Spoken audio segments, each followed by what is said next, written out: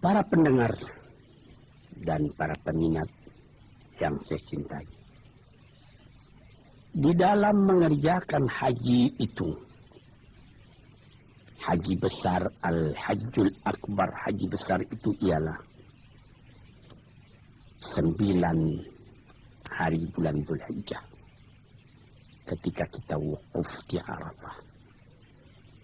Besoknya 10 bulan Dzulhijjah kita sudah bergegas cepat menuju Makkah buat tawaf ifadah.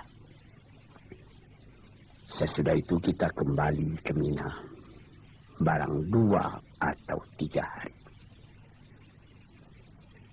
Di dalam Al-Quran dikatakannya, faman ta'ajjala fi yaumaini fala isma alaih. 2 hari tak berdosa, 3 hari pun tidak. 5 nittaqa, barang siapa yang kuat sampai 3 hari. Yang penting sangat kita perhatikan ketika kita mulai akan naik haji ataupun umrah, yaitu haji kecil yang kita kerjakan pada setiap waktu, seperti waktu sekarang ini bukan musim haji, sebagaimana yang dilakukan oleh Ibu Fatmawati, Ibu Rahmi Hatta dan lain-lain pada umrah yang telah lalu tahun 1400 Hijriah. Maka mengerjakan haji itu kita disuruh memakai pakaian yang lain dari pakaian yang biasa, yaitu pakaian ihram. Pakaian ihram bagi kita laki-laki ialah 2 helai kain yang tidak dijahit, tidak dikarungkan. Pertama, untuk penutup aurat kita menjadi diikatkan ke pinggang. Kedua, menjadi selimut kita yang diselempangkan di bahu kita. Ini pakaian yang sangat dianjurkan ialah kain putih. Karena ini sudah terjadi beratus beribu tahun, maka telah diperbuat orang kain yang khas untuk ihram, yaitu handuk besar. Biasa dijual orang di Jeddah. Bahkan sekarang pun, pada tahun-tahun yang sudah disedia kain-kain ihram itu dijual di toko Sarinah di Jalan Tamrin. Apa hikmatnya memakai pakaian ini? Supaya terasa betul kesamaan kita di hadapan Allah. Inna akramakum indallahi attaqakum. Kamu yang paling mulia di hadapan Allah ialah orang yang paling takwa hati, paling menyerah jiwanya kepada Tuhan. Jadi kalau sekiranya seorang jenderal dengan bintang 4 dan bintang-bintang jasa yang terletak di dada, itulah tanda dia jenderal. Hari itu engkai pakaian jenderal itu, buka, ganti dengan pakaian ihram. Kalau sekiranya seorang berpangkat tinggi, atau dia kaisar, atau dia imperior, atau dia presiden sekalipun dengan pakaian-pakaian dinas tertentu,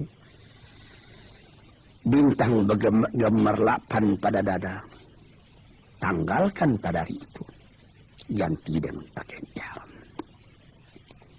Sehingga dapat kita lihat pada waktu ihram itu tidak ada perbedaan antara serdadu dengan jenderal, antara kapiten dengan letnan, antara petani dari rimba-rimba sebelah Yaman atau sebelah Najd dengan pengembala unta kaum Badui dari padang pasir, antara datuk-datuk dari Minangkabau, antara raden dari tanah Jawa, antara andi-andi dari Sulawesi, antara gusti-gusti dari Kalimantan, antara para pangeran dari Jawa, dan lain-lain. Tak ada perbedaan sama sekali. orang semuanya memakai pakaian yang sama. Dan ada lagi tersebut di dalam suatu hadis. Apabila ada orang sedang memakai pakaian ihram itu meninggal, kuburkanlah dia bersama dengan pakaian ihramnya itu. Jangan ditutup mukanya. Dikatakan bahwa nanti apabila kiamat datang, kam labista yauman aw ba'da yaum. Berapa lamanya engkau tidur di sini? 1 hari ataupun setengah hari katanya. Padahal ini sudah jutaan tahun. Apa yang lebih dulu dikeluarkannya? Labbaik Allahumma labbaik. Dia sangka dia masih mengerjakan haji. Labbaik Allahumma labbaik. Inilah yang kita baca selama kita mengerjakan ihram tadi. Labbaik Allahumma labbaik. Innal hamda wan ni'mata laka wal mulk la syarika lak. Ya Tuhanku, aku telah datang kemari memperkenankan panggilanmu. Aku telah datang. Tidak ada syarikat bagi engkau, tak ada sekutu bagi engkau, esa engkau. Tidak bersekutu dengan yang lain. Segala puji-pujian, segala kekuasaan, semuanya di tangan engkau. Tidak ada sekutu engkau dengan yang lain. Inilah yang dibaca pada waktu itu. Tuan-tuan yang terhormat. Seakan-akan terbayang di hadapan kita bagaimana ratanya padang Arafah itu.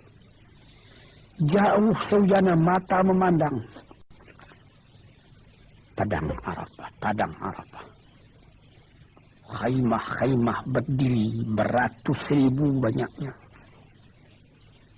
Sejak dari waktu zuhur sudah kedengaran orang membaca munajat, seruannya, ratapannya, pengaduannya, rintihannya kepada Tuhan. Minta diampuni dosanya. Minta ditunjukkan jalannya lurus dalam kehidupan. Minta terang. An-nur, terang, jangan kegelapan.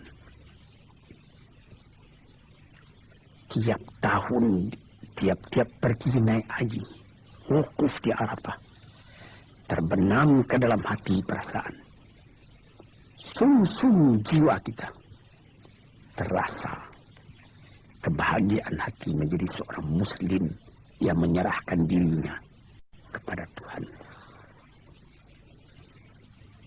Tuan-tuan, saudara-saudara, laki-laki dan perempuan.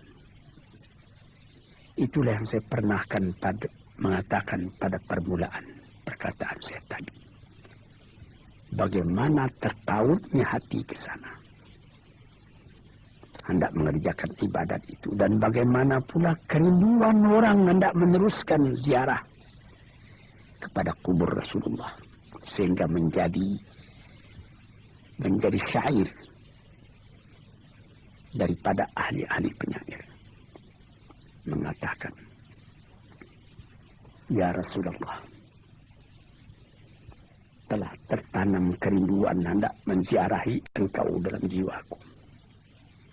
Moga-moga Allah menghidupkan kurnia kepadaku sehingga ringan langkahku buat pergi menziarahi engkau itu.